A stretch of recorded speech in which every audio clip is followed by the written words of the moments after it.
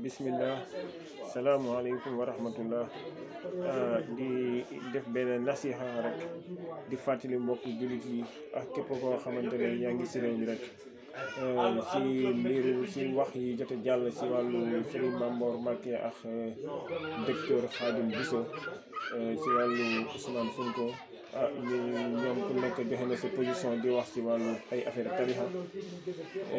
sa ñun war na mën a dépassé si wàllu boobu wàllu tarixa dañ ko war a dépassé parce que fii bi fi ñoom El Hadji bi fi ñoom Serigne Fallou nekkee ñoom Serigne Babacar si ñoom ñëpp ki ñu àndaloon kooku nekkuloon sax jullit muy kan mi Léopold Sédar Senghor jamono bi fi nekkee am na ay jullit bi fi nekkoon am ñoo xamante ne bokk nañ si tarixa waaye ñoom lijjanti woon loolu ñoom li ñu xooloon mooy ka nga xamante ne mën na yor réew mi ñoom ñu jàppale ko kooku gérer réew mi kooku yor nañ réew plus de 40 ans waaw kon nag waruñu ñëw ba jëmmi jamono ñuy wax ay kii fii la bokk kii fee la bokk kii ibaadu la kii murit la yëpp amul sens li am sens mooy lan mooy nit ki mën a defar suñu dëkk bi waaw parce que bu doon sax da nga ko gis muy def naka su dul noonu wala muy wax naka su dul noonu si wàllu tarixa bi su boobaa nit ñi mën a moytu si moom waaye kenn mosu ko dégg muy ŋàññi wàllu ñi nga xamante ne mooy ñi bokk si ahlu tarixa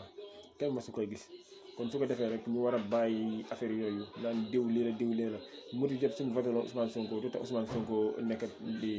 nekk président Tidiane su ko voté woon tax mu nekk président du nekk ne diw rek diw murit ñoo koy voté wala Tidiane yi ñëpp benn leen fii am na ay Tidiane am na murit am na ay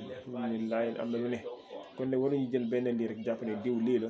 kon gars yi dañ ko war a soutenir jàppale ko déedéet du loolu dañuy xool koo xamante ne wër na mu am na jub moom si moom bëgg moo ngi si moom te wër nañu tamit suñ ko jox réew mu defal ko kooku ndaw yi mën nañ ñëw jàppale ko pour ëllëg pour mën a defal parce que jamono ji dafa métti dund bi dafa métti lépp a métti waaw lépp a seer dëkk bi métti kon nag su ko defee rek dañuy jéem a xool koo xamante ne mën a doxal réew mi wàññi wàllu location yi wàññi wàllu dund bi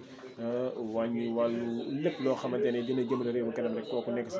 kooku leen war a nekkal waaye du question de ay affaire de tarixa ñu war a mën a dépassé wàllu boobu su ko defee rek dañuy jégalu salaamaaleykum wa rahmatulah